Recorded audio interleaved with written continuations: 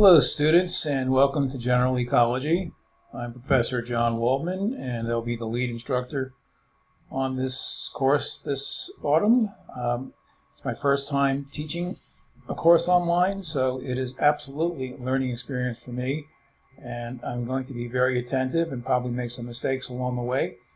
You're also probably getting somewhat familiar with this approach, but maybe you have some issues too and are somewhere in the middle of the learning curve. So in any event, we're going to do the best we can, and in the midst of all the software and technical issues, I'm hoping that in the end you will walk away having learned quite a lot about ecology, which is a fundamental aspect of our lives these days and involved with a lot of major conservation issues such as climate change and non-native species and so on. So welcome aboard, and let's have a great semester.